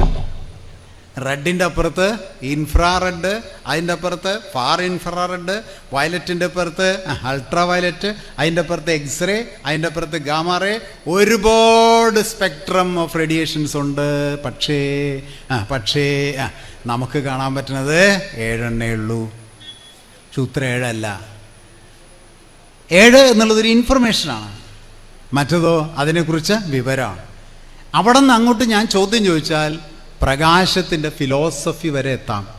പ്രകാശത്തിൻ്റെ ഫിലോസഫിയാണ് പ്രപഞ്ചത്തിൻ്റെ ഫിലോസഫി. ആരോട് കേട്ടോ? അതാ ജ്ഞാനം. കേൾക്കുന്നുണ്ടോ? ആ പ്രകാശം എന്ന് പറയുന്നത് എന്താണ്? പ്രകാശം എന്ന് പറഞ്ഞാൽ എന്താ? പ്രകാശം. അത് വിവരമാണ്. ആ പ്രകാശം തരംഗമാണ് എന്ന് കുറച്ചുകൂടി തന്നെ. അപ്പോൾ വേറൊരാൾ തരംഗം മാത്രമല്ല, അത് പാർട്ടിക്കിളുമാണ്. തരംഗമാണ്, പാർട്ടിക്കിളുമാണ്. ഇത് രണ്ടുമാണ്. അവിടെ നിന്ന് കൂടെ കുറച്ചും കൂടി ചെയ്യുന്നത് പാക്കറ്റ്സ് ആണ്. അതിന് കുറച്ചും കൂടെ ഒക്കെ വെച്ച് കഴിഞ്ഞാൽ ഇതെല്ലാമാണ് ഈ പ്രപഞ്ചം. അതുകൊണ്ട് മുല്ലപ്പൂവിൻ്റെ നിറത്തിൽ നിന്ന് എവിടെ എത്തി? പറയൂ. പ്രപഞ്ചത്തിൻ്റെ ഫിലോസഫി വരെ എത്തുകയാണ് ഒരൊറ്റ ദിക്കിൽ നിന്ന്. അപ്പൊ ഇതെല്ലാം നമ്മുടെ ബ്രെയിനിൽ ഉൽപ്പാദിപ്പിക്കാൻ സാധ്യതയുള്ളതാണ്. പക്ഷെ അതിനെ നിയന്ത്രിച്ച് കട്ട് ചെയ്ത് ഇതെവിടെ വരെ മതി. ഇതാണ് വലതുപക്ഷ വിദ്യാഭ്യാസങ്ങളുടെയൊക്കെ പ്രത്യേകത. അതുകൊണ്ട് കേരളം ഈ പറയുന്ന ഈ ജ്ഞാനോൽപാദന ശൈലി, അപ്പോൾ സ്വാഭാവികമായിട്ടൊരു ചോദ്യം കൂടി, വിദ്യാഭ്യാസം ആണെന്നുള്ളതുകൊണ്ട് ടെക്നിക്കലായിട്ട് ചിലത് കൂടി പറഞ്ഞോട്ടെ കേട്ടാ, ദേഷ്യപ്പെടരുത്. ഇത് പഠിപ്പിക്കുന്ന സമയത്ത് അധ്യാപകൻ്റെ പ്രത്യേകതകളുണ്ട്. ടീച്ചറെ, അധ്യാപകൻ്റെ പ്രത്യേകതകളുണ്ട്. അതിന് പെഡഗോജി എന്ന് പറയും. അതായത് അധ്യാപന രീതി ശാസ്ത്രീയമാകണം. അതിൽ നമ്മൾ ഉപയോഗിക്കുന്ന ഒന്നാണ്, നോക്കണേ, ക്രിട്ടിക്കൽ പെഡഗോജി എന്ന് പറയും. അതായത് വിമർശനാത്മക ബോധനശാസ്ത്രം. ഈ വാക്കാണ് കേരളത്തിൻ്റെ തലമുറയുടെ മനസ്സിൽ മാറ്റങ്ങൾ ഉണ്ടാക്കാൻ പോകുന്നത്. വിമർശനാത്മക ബോധനശാസ്ത്രം വിമർശനാത്മകമാണ്. എന്തിനേയും വിമർശനാത്മകമായി കാണണം. ഇതിനെ അങ്ങ് അന്ധമായി അംഗീകരിക്കരുത്. അന്ധവിശ്വാസം പാടില്ല. കേൾക്കുന്നുണ്ടോ? ഇതിനെ അന്ധമായി പറയൂ അംഗീകരിക്കരുത്. അതിനെ വിമർശനാത്മകമായി നോക്കിക്കാണൂ. അതിൽ ശരിയും തെറ്റും മനസ്സിലാകും. ഹലോ, കേൾക്കുന്നുണ്ടോ? എങ്ങനെ കാണരുത്? അന്ധമായി ഇതാണ്, ഇത് പഠിച്ചോ, അത് കാണാപ്പാടം പഠിച്ചോ, അത് കാണാപ്പാടം പഠിച്ചോ, എന്താ ഇതിലെന്താ അർത്ഥമില്ല. ശ്രീനാരായണ ഗുരു ഒരു വാചകം എഴുതി അമ്പലത്തിൻ്റെ പുറത്ത്. ജാതിഭേദം മതദ്വേഷം ഏതുമില്ലാതെ. രവീന്ദ്രമാഷ്ക്ക് അടുത്ത വാക്ക് കിട്ടാത്തതുകൊണ്ട് ഇങ്ങനെ നിൽക്കുക എന്നാണ്. ആണോ? അല്ല, അതാണ് ക്രിട്ടിക്കൽ പെഡഗോജി. അതാരെ കൊണ്ട് പറയിപ്പിക്കണം? പറയൂ. ഇരിക്കുന്നവരെ കൊണ്ട് പറയിപ്പിക്കണം. എന്നത് ചിലർക്ക് മാത്രമേ അമ്പലത്തിൽ വരാൻ പാടുള്ളൂ എന്ന് പറയുന്ന കാലഘട്ടത്തിൽ അമ്പലത്തിന് ചുറ്റും ഒരു പെഡഗോജി ഒരു ഭാഷയിലൂടെ വരികയാണ്. ജാതിഭേദം മതദ്വേഷം ഏതുമില്ലാതെ, ജാതിഭേദം മതദ്വേഷം ഏതുമില്ലാതെ സർവരും. കേൾക്കുന്നുണ്ടോ? അവിടെ ഒരു വിമർശനം മനസ്സിലുണ്ടാവുകയാണ്. ഞാനൊരു ക്ലാസ്സാണെന്നുള്ള നിലയ്ക്ക് പറഞ്ഞാൽ തെറ്റിദ്ധരിക്കരുത് കേട്ടോ. കേൾക്കുന്നുണ്ടോ?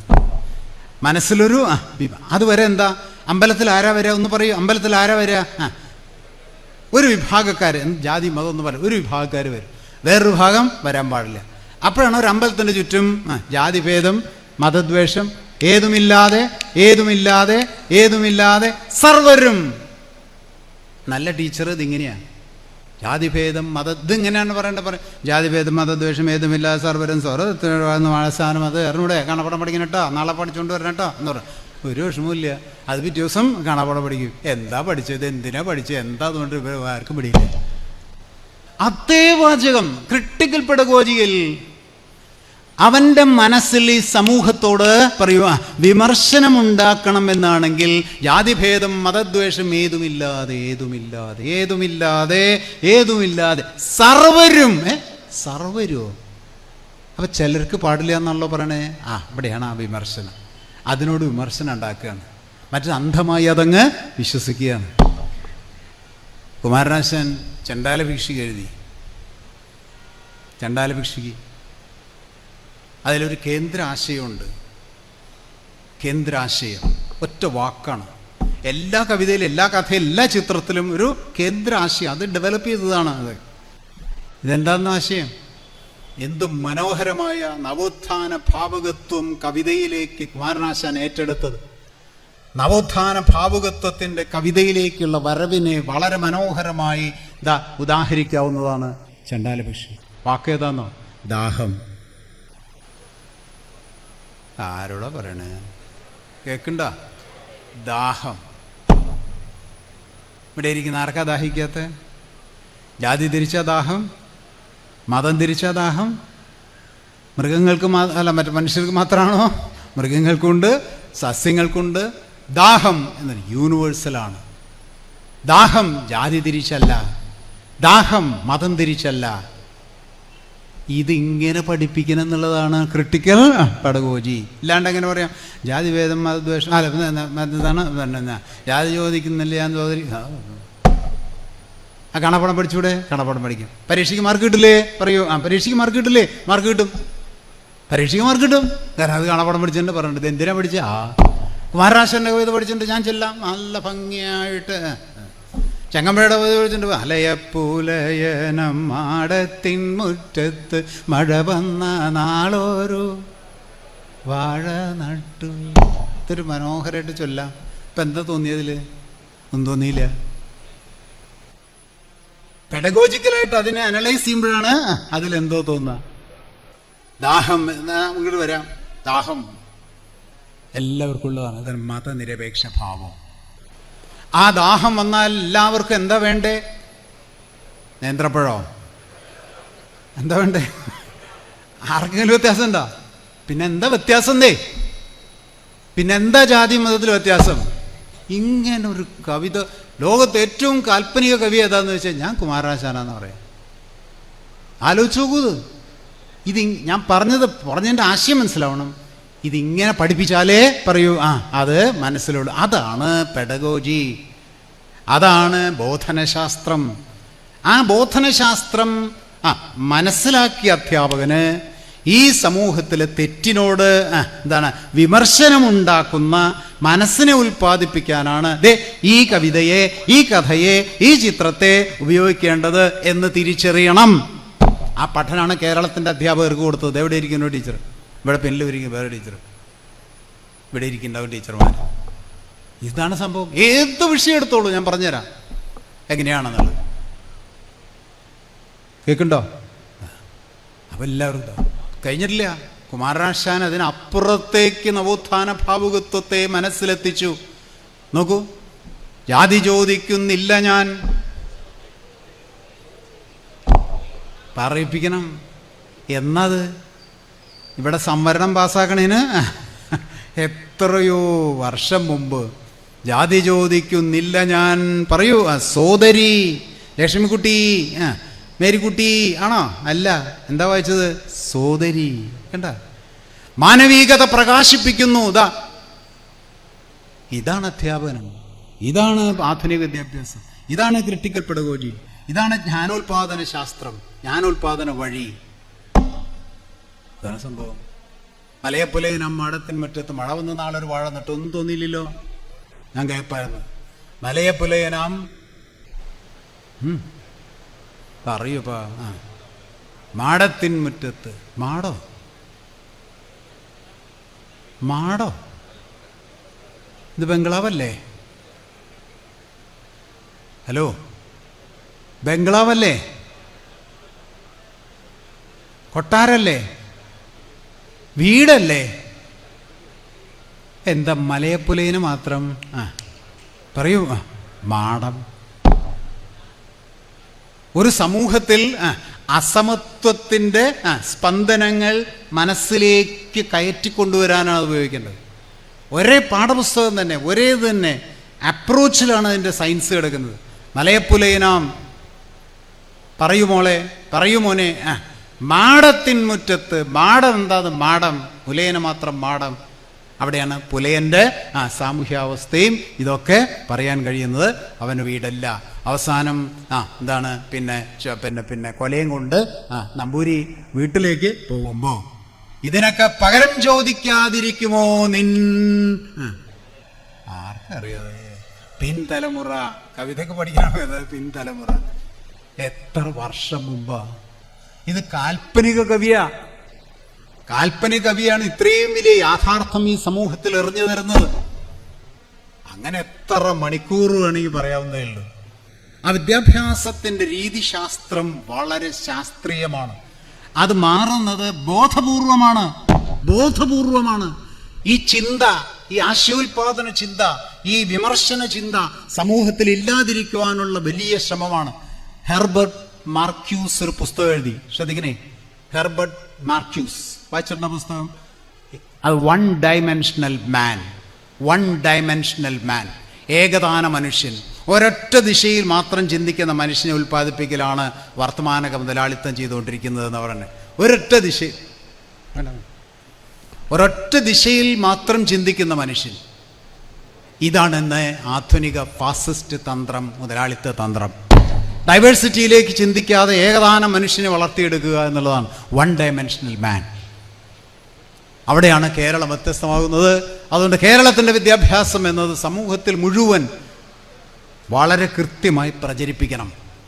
ആ വിദ്യാഭ്യാസത്തിൻ്റെ തുടർച്ച കേരളത്തിന് എത്ര കണ്ട് ആവശ്യമാണ്, ലോകത്തിന് ആവശ്യമാണ്. ലോകത്തിലൊരു മാതൃകയായി പറയാവുന്നത് കേരളം മാത്രമേ ഉണ്ടാവുള്ളൂ. അറിവിൻ്റെ വിജ്ഞാനത്തിൻ്റെ സാർവത്രികവൽക്കരണം. ഈ 4 ഘട്ടങ്ങളിലൂടെയും കേരളത്തിൽ എല്ലാവരും എത്തണം. പോരാ, ഇനിയത്തെ കേട്ട് ശ്രദ്ധിച്ച് കേൾക്കണം. ഓരോ മലയാളിയും മനസ്സിലാക്കേണ്ട കാര്യം, അറിവിൻ്റെ വാക്ക് പറയണേ, എനിക്കറിയാണ്ടല്ല, അറിവിൻ്റെ സാർവത്രികവൽക്കരണം, ജ്ഞാനത്തിൻ്റെ സാർവത്രികവൽക്കരണം. ജ്ഞാനത്തിൻ്റെ സാർവത്രികവൽക്കരണം ഇവിടെ നടന്നാൽ ഒരു ജനത മുഴുവൻ ജ്ഞാനോൽപാദിപ്പിക്കുവാൻ പ്രാപ്തമാകും. പോരാ, മനസ്സിലായില്ല? കേൾക്കുന്നുണ്ടോ? പാടത്ത് നെല്ല് വിതച്ചാൽ പറയൂ, ധാരാളം നെല്ലുണ്ടാവും.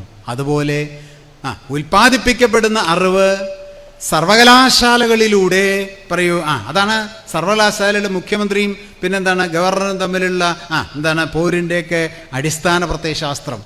ഈ അറിവ് പറയൂ സമൂഹത്തിൽ വിന്യസിച്ചാൽ ഒരു സമൂഹം മുഴുവൻ, ഞാൻ പറയില്ല, പറയൂ, ഒരു സമൂഹം മുഴുവൻ ജ്ഞാനോൽപാദനത്തിന് തയ്യാറാവും. ഒരു സമൂഹം മുഴുവൻ ജ്ഞാനോൽപാദനത്തിന് തയ്യാറായാൽ ആ സമൂഹത്തെ വിളിക്കുന്ന പേരാണ് ജ്ഞാന സമൂഹം. കേട്ടോ? എന്താ സാക്ഷര സമൂഹം? അതും അറിയില്ല. എന്താ സാക്ഷി? ഒരു സമൂഹം മുഴുവൻ സാക്ഷരരാവുക. ഒരു സമൂഹം മുഴുവൻ ജ്ഞാനോൽപാദനത്തിന് തയ്യാറായാൽ സാക്ഷര സമൂഹമല്ല, അത് ജ്ഞാന സമൂഹമാണ്. അവനവൻ്റെ മേഖലയിൽ ജ്ഞാനം ഉൽപ്പാദിപ്പിച്ചാൽ മതി. എല്ലാവരും സർവജ്ഞരും അതുപോലെ തന്നെ ശാസ്ത്രജ്ഞരും ആണെന്നാണ് അതിൻ്റെ അർത്ഥം? അല്ല. നല്ല കർഷകൻ പറയൂ കേവല തൊഴിലെടുക്കുന്നവനാവാം, അവൻ ജ്ഞാനിയാവാം. ഞാൻ ഈ കൃഷി ചെയ്യുന്നത് എനിക്ക് വെണ്ടക്കായ ഉണ്ടാക്കാനാണ്, അത് മാർക്കറ്റിൽ കൊണ്ട് വിൽക്കാനാണ്, അതിൻ്റെ കാശ് മേടിക്കാനാണ്, വീട്ടുകാരെ നോക്കാനാണ്. വെരി ഗുഡ്, നല്ല കർഷകനാണ്. ഞാൻ ഈ കൃഷി ചെയ്യുന്നത് എനിക്ക് വെണ്ടക്കായ കിട്ടാനും ഈ പ്രകൃതിയുടെ സന്തുലനം നിലനിർത്താനും കൂടി വേണ്ടാണ്. ഞാൻ ഉണ്ടാക്കുന്ന ഈ വെണ്ട അടുത്ത പറയൂ ചെടികൾ, അപ്പുറത്തെ ചെടി, അതിൻ്റെ അപ്പുറത്തെ ഭൂമി, അതിന് സഹായമാകത്തക്ക രീതിയിൽ അത് ഈ പ്രകൃതിയുടെ സന്തുലനം നിലനിർത്തുന്നതിനാണ് ഞാൻ ഈ കൃഷി ചെയ്യുന്നത് എന്ന ചിന്തയുണ്ടെങ്കിൽ പറയൂ, ആ ചിന്തയുണ്ടെങ്കിൽ ആ കർഷകൻ ജ്ഞാനിയായി. അല്ലാണ്ട് എല്ലാവരും ഇപ്പോൾ റിസർച്ച് നടത്തി PhD ഉള്ളവർ ആ ജ്ഞാനോൽപാദനം എന്ന് കരുതരുത്. ഓരോ മേഖലയിലും ഓരോ പണിക്കും അതിൻ്റേതായ ജ്ഞാനമുണ്ടാവുക എന്നർത്ഥം. അതാണ് ജ്ഞാന സമൂഹം. കേട്ടോളൂ, പെട്ടെന്ന് നിർത്തിക്കൊള്ളാം. ഫാസിസത്തിന് ഒന്നിനെ ഭയമുള്ളൂ. ഫാസിസത്തിന് ഒന്നിനെ മാത്രമേ ഭയമുള്ളൂ. അത് കായിക ശേഷിയെ അല്ല, സമ്പത്തിനെ അല്ല, ആയുധത്തെ അല്ല. ഫാസിസത്തിന് ഭയമുള്ളത് ജ്ഞാനത്തെ മാത്രമാണ്. കേൾക്കുന്നുണ്ടോ? ജ്ഞാനത്തെ മാത്രമാണ് ഫാസിസത്തിന് ഭയം. കേരളം കേവല ജ്ഞാനോൽപാദനമല്ല, ഒരു സമൂഹത്തെ മുഴുവൻ ജ്ഞാനോൽപാദനത്തിന് തയ്യാറാക്കുന്നതിന് ഫാസിസം ഭയക്കുകയാണ്. തന്നെ സംഭവം. എന്തുകൊണ്ട് കേരളത്തിനെതിരെ പ്രതിരോധം വരുന്നു? കേരളത്തിനെതിരെ പലതരത്തിലുള്ള അക്രമങ്ങളും വരുന്നു. അതിൻ്റെ കാരണം ഞാൻ പറഞ്ഞത്, ജ്ഞാനത്തെ ഭയം. ഒരു സമൂഹം ജ്ഞാന സമൂഹമായി മാറുന്നു. ആ സമൂഹത്തിലേക്ക് കടന്നു കയറാൻ അത്ര എളുപ്പമാകില്ല. അതെന്നെ കേരളത്തോടുള്ള. ഇനി എങ്ങനെയാണ് വരേണ്യ യുക്തിയിലേക്ക് കൊണ്ടുപോകുന്നതെന്ന് 1-2 ഉദാഹരണം പറഞ്ഞുകൊണ്ട് നിർത്താം. സോറി, ഞാൻ പറഞ്ഞു മനസ്സിനെ പിറകോട്ട് കൊണ്ടുപോകലാണ് പ്രതിലോമ വിദ്യാഭ്യാസം. പിറകോട്ട് വരേണ്യ യുക്തിയിലേക്ക് കൊണ്ടുപോവുക. ആ വരേണ്യ യുക്തിയിലാണ് ഫാസിസവും വർഗീയതൊക്കെ വളരുക. അതാ ലക്ഷ്യം. ഭരണകൂടം അവിടേക്ക് എത്തിക്കുകയാണ്. നോക്കൂ, അതിനു വേണ്ടിയാണ് പാഠപുസ്തകങ്ങളിലെ പാഠങ്ങൾ മാറ്റുന്നത്. ശ്രദ്ധിച്ച് 2 ഉദാഹരണം പറയുള്ളൂ, കൂടുതൽ വേണേൽ എത്ര വേണേ. 64 പാഠഭാഗങ്ങൾ മാറ്റിയിട്ടുണ്ട്. 64 മണി പറഞ്ഞുതരാം, 2 പറയാനുള്ളൂ. അങ്ങനെ മാറ്റിയ ഒരെണ്ണം ഡാർവിൻ്റെ പരിണാമ സിദ്ധാന്തമാണ്. ഡാർവിൻ്റെ പരിണാമ സിദ്ധാന്തം പഠിക്കണ്ട. എത്ര പ്രതിലോമകരമായ ചിന്തയാണെന്ന് ആലോചിച്ചു. ലോകം എവിടേക്കാണ് പോയിക്കൊണ്ടിരിക്കുന്നത്? ജ്ഞാനസമ്പദ് വ്യവസ്ഥയിലേക്ക്. ഇന്ത്യ എവിടേക്കാണ് പോണെന്നോ? വരേണ്യജ്ഞാനത്തിലേക്ക്. കേട്ടില്ല? ലോകം പോകുന്നത് ജ്ഞാനസമ്പദ് വ്യവസ്ഥയിലേക്ക്, ഇന്ത്യ പോകുന്നത് വരേണ്യജ്ഞാനയിലേക്ക്. ഇനി ഒന്നുകൂടി കേട്ടോളൂ, ലോകം പോകുന്നത് ജ്ഞാനസമ്പദ് വ്യവസ്ഥയിലേക്കാണെങ്കിലും അതിലും ഒരു പ്രതിലോമപരതയുണ്ട്. കാരണം അതും കുത്തകവൽക്കരിക്കുന്ന ഒരു ചിന്തയുണ്ട്. അപ്പോൾ ലോകം ജ്ഞാനസമ്പദ് വ്യവസ്ഥയിലേക്കാണെങ്കിൽ പോലും അതിലും ഒരു പ്രതിലോമ കാഴ്ചപ്പാടുണ്ട്. പക്ഷേ കേരളം പറയൂ ശരിയായ ജ്ഞാന സമ്പദ് വ്യവസ്ഥയിലേക്കാണ് പോകുന്നത്. 3 സമ്പദ് വ്യവസ്ഥകളെ കുറിച്ച് ആലോചിച്ചാൽ മതി. ഒന്ന് വരേണ്യ ജ്ഞാനം, മറ്റത് ആഗോള കുത്തക ജ്ഞാനം, ഇവിടെയോ ജനകീയ ജ്ഞാനം. ഇതാണ് തമ്മിലുള്ള വ്യത്യാസം. ഇതെങ്ങനെ കൊണ്ടുപോകണമെന്ന് നോക്കിയുള്ളൂ. ഏതാ പറഞ്ഞത്? ഡാർവിൻ്റെ പരിണാമ സിദ്ധാന്തം. ഡാർവിൻ്റെ സിദ്ധാന്തം പ്രസക്തമായി വരികയാണ്. ജീനോമിക്സ് എന്ന് പറയുന്ന ഒരു ശാസ്ത്രശാഖ വളർന്നു വന്നിട്ടുണ്ട്. ഇപ്പം പറയാൻ സമയമില്ല. ഇത്രയും ക്ലാസിക്കായിട്ടുള്ള ഒരു പുതിയ ഇന്നൊവേഷൻ ചിന്തിക്കാൻ പറ്റില്ല. ജീനാണ് എല്ലാത്തിൻ്റെ അടിത്തറ എന്നും ജനറ്റിക് ട്രാൻസ്ഫോർമേഷനാണ് എല്ലാമെന്നും ആധുനിക ശാസ്ത്രം കൃത്യമായി പറയുകയാണ്. ജീനോമിക്സ്. ജീനോമിലുള്ള പരിവർത്തനമാണ് ഈ മാറ്റങ്ങളുടെ എല്ലാം അടിത്തറ. ജീനോമിക്സ് അടിവഴയിട്ട് പറയും.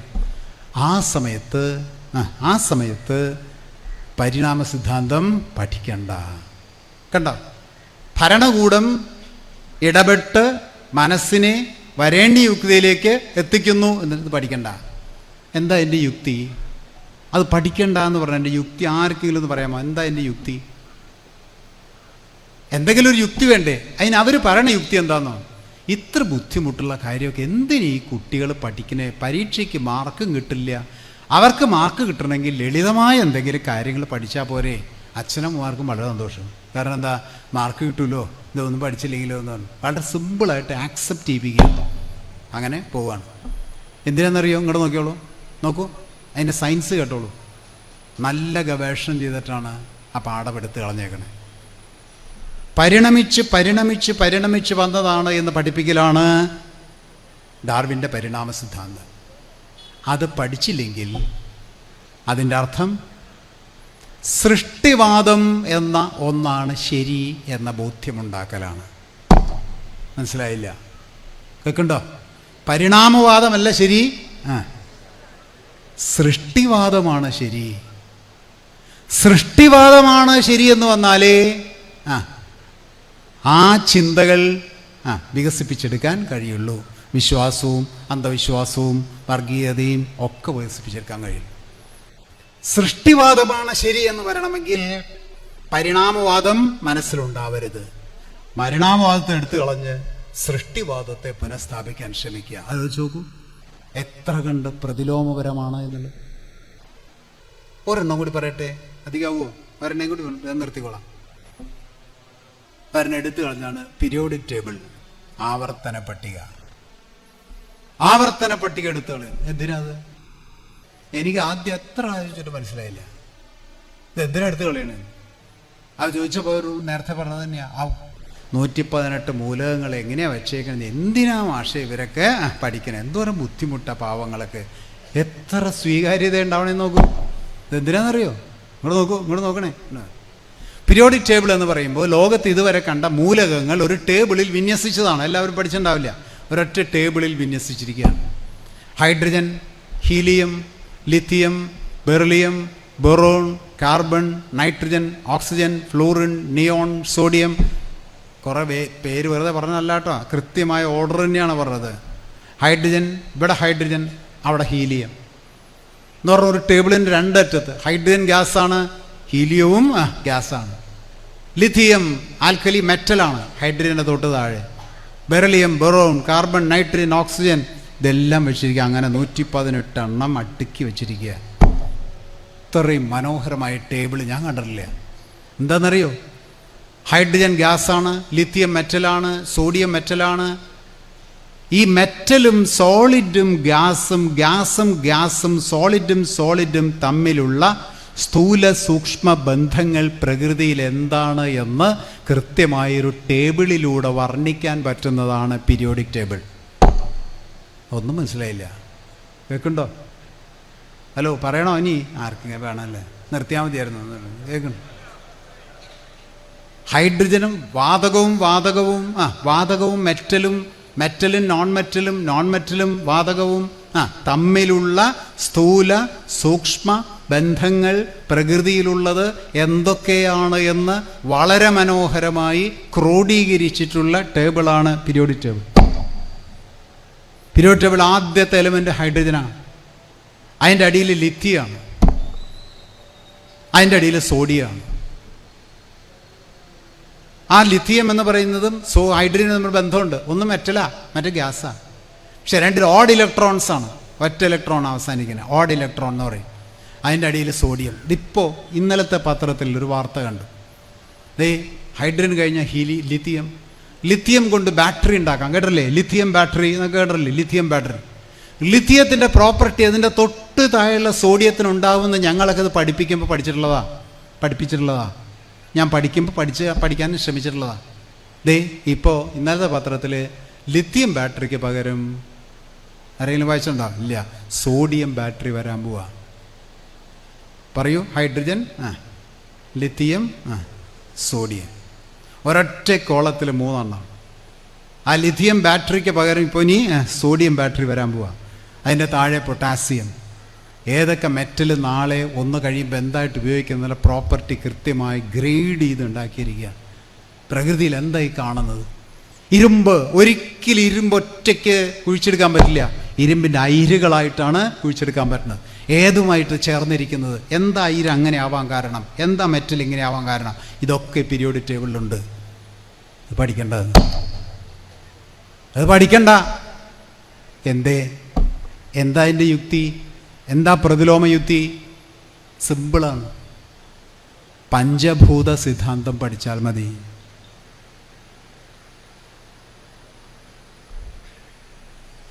കേൾക്കുന്നുണ്ടോ? ആലോചിച്ച് നോക്കൂ. എത്ര മനോഹരമായൊരു ജനതയെ പിറകോട്ട് നയിക്കുക. ഇങ്ങനെ എത്ര മഹാത്മാഗാന്ധിയുടെ മറ്റേ വധം എടുത്തു കളഞ്ഞു. സെക്യുലർ എന്നിവിടെ നേരത്തെ ആചാര്യ പറഞ്ഞല്ലേ ആ വാക്ക്, അത് വിസ്മരിപ്പിക്കുകയാണ്. മുഗൾ സാമ്രാജ്യം അതങ്ങ് എടുത്തു കളഞ്ഞു. ജനാധിപത്യത്തിൻ്റെ മൂല്യങ്ങൾ സമൂഹ മനസ്സിൽ വരാതിരിക്കാൻ സത്യസന്ധമായ ചരിത്ര പഠനമാണ് ജനാധിപത്യത്തിൻ്റെ ഭൂമിക. സത്യസന്ധമായ ചരിത്ര പഠനമാണ് ജനാധിപത്യത്തിൻ്റെ ഭൂമിക, സർഗാത്മക ജനാധിപത്യത്തിൻ്റെ ഭൂമിക. അതൊക്കെ ചരിത്രത്തിൽ ഓരോന്ന് എടുത്തു കളഞ്ഞാൽ നഷ്ടപ്പെടുകയാണ്. ഞാൻ ദീർഘിപ്പിക്കുകയല്ല, 64 പാഠഭാഗങ്ങൾ മാറ്റിക്കളഞ്ഞിട്ടുണ്ട്. ബോധപൂർവമാണ്. സമൂഹ മനസ്സിനെ മുന്നോട്ട് കൊണ്ടുപോകാനല്ല, പിറകോട്ട് കൊണ്ടുപോകാനാണ്. ഇന്ത്യ എവിടെ എത്തും? ലോകത്ത് ജ്ഞാനോൽപാദനം തകൃതിയായി നടന്ന് ജ്ഞാനസമ്പദ് വ്യവസ്ഥയിലേക്ക് കുതിച്ചു പോകുമ്പോൾ ഇന്ത്യ നേരെ തിരിച്ചെല്ലാം പിറകിലുണ്ട് ഉണ്ടായിരിക്കാം ചിലതൊക്കെ. അവിടെ അല്ലല്ലോ, നമുക്ക് മുന്നോട്ടല്ലേ പോകേണ്ടത്. ഇനി മുന്നോട്ട് പോകണം. ആറ്റം എന്നത് പണ്ട് കണ്ടുപിടിച്ച ഏറ്റവും ചെറിയതാണ് ആറ്റം എന്ന് കരുതി ഇപ്പോൾ 23 കഷ്ണങ്ങളാക്കി മുറിച്ചു വച്ചിരിക്കുക. അപ്പം മുന്നോട്ടാണ് പോകേണ്ടത്. ആർക്കെങ്കിലും അഭിപ്രായത്തിൻ്റെ പറഞ്ഞോളൂ. ഒരു ജനത പഠനത്തിലൂടെ മുന്നോട്ടാണോ പോകേണ്ടത്, പിറകോട്ടാണോ പോകേണ്ടത്? ചരിത്രത്തിൽ ആരും ഇതുവരെ പുറകോട്ട് പോകാൻ പറഞ്ഞിട്ടില്ല. അപ്പം അതുകൊണ്ട് പ്രതിലോമ വിദ്യാഭ്യാസത്തിൻ്റെ അപകടകരമായ സ്പന്ദനങ്ങൾ നമ്മൾ കേട്ടുകൊണ്ടിരിക്കുകയാണ്. അതുകൊണ്ട് കേരളത്തിൻ്റെ പ്രതിരോധം എന്ന് പറയുന്ന ഈ ആധുനിക വിദ്യാഭ്യാസം അത് പ്രചരിപ്പിക്കുകയും ന്യൂ എഡ്യൂക്കേഷൻ പോളിസിയുടെ പ്രതിലോമപരതയെ തുറന്നു കാണിക്കുകയും ചെയ്ത് രാഷ്ട്രജനത വാസ്തവത്തിൽ നമ്മളത്ര ബൗദ്ധികമായിട്ട് വളർന്നിട്ടില്ല. അതിൻ്റെ കാരണം കൊളോണിയൽ വിദ്യാഭ്യാസമാണ്. അതിനു മുമ്പുള്ള ഫ്യൂഡൽ വിദ്യാഭ്യാസമാണ്. പുരോഗമന വിദ്യാഭ്യാസം ഇന്ത്യക്ക് വർഷങ്ങൾക്ക് മുമ്പേ ഉണ്ടായിരുന്നെങ്കിൽ ഇന്ത്യൻ ജനത ഐശ്വനിക ലോകത്തിൻ്റെ ഏറ്റവും ഉയർന്നു നിന്നേനെ. അതില്ല. മനുഷ്യ മനസ്സിനെ, മനുഷ്യ ബ്രെയിനിനെ ഒരു തലം വരെ വളർത്താനേ ശ്രമിച്ചിട്ടുള്ളൂ കൊളോണിയൽ ആധുനിക മറ്റേ ഫ്യൂഡൽ വിദ്യാഭ്യാസം. അതുകൊണ്ട് നമ്മൾ ഇന്നും ധൈഷണികമായ ലോകത്തിൻ്റെ നിറകയിലല്ല. അത് ബ്രെയിൻ ഇല്ലാത്തതുകൊണ്ടല്ല, ബ്രെയിനെ വളർത്തുവാനുള്ള എഡ്യൂക്കേഷൻ ടെക്നോളജിയും ടെക്നിക്സും ഇല്ലാത്തതുകൊണ്ടാണ്. അത് ഡെവലപ്പ് ചെയ്യുന്ന പ്രദേശം കൊച്ചു കേരളമാണ്. 2016 ശേഷം കേരളത്തിലുണ്ടായ വിദ്യാഭ്യാസ വിപ്ലവത്തിൻ്റെ ശാസ്ത്രീയമായ വശങ്ങൾ പഠിച്ചു കഴിഞ്ഞാൽ ഈ കേരളം അന്തം വിട്ടുപോകും. അപ്പം അതുകൊണ്ട് ആ രീതിയിലുള്ള ഒരു പഠനവും മനനവും അതുപോലെ എന്തിനോടും വിമർശനാത്മകമായി കാണുവാനുള്ളൊരു മനസ്സും അവ കൃത്യം കിട്ടും. ലെനിൻ ഒരു വാചകം പറഞ്ഞിട്ടുണ്ട്, വ്യവസ്ഥയുടെ മൂർത്തമായ അപഗ്രഥനമാണ് വൈരുദ്ധ്യാത്മകതയുടെ കാതൽ. വ്യവസ്ഥയുടെ മൂർത്തമായ അപഗ്രഥനമാണ് വൈരുദ്ധ്യാത്മകതയുടെ കാതൽ. കൃത്യമായിട്ട് അപഗ്രഥിച്ചാലേ അതെന്താണെന്ന് മനസ്സിലാവുള്ളൂ. അപഗ്രഥനത്തിന് വൈരുദ്ധ്യാത്മക ദിശാബോധം ഉണ്ടാകണമെങ്കിൽ അത് പഠനത്തിലൂടെ വളർന്നു വരണം. അതുകൊണ്ട് ഈ പുതിയ വിദ്യാഭ്യാസ നയങ്ങൾ ഈ സമൂഹത്തിൻ്റെ മുന്നിൽ തുറന്നു കാട്ടിക്കൊണ്ട് കേരളത്തിൻ്റെ പുരോഗമന വിദ്യാഭ്യാസത്തെ കൂടുതൽ ശക്തമാക്കുവാനുള്ള ഇടപെടൽ നടത്തണം എന്ന് അഭ്യർത്ഥിക്കുന്നു. ഒരിക്കൽ കൂടി സഖാവ് കോടിയേരി ബാലകൃഷ്ണൻ്റെ ഓർമ്മകൾക്ക് മുമ്പ് രക്തപുഷ്പം.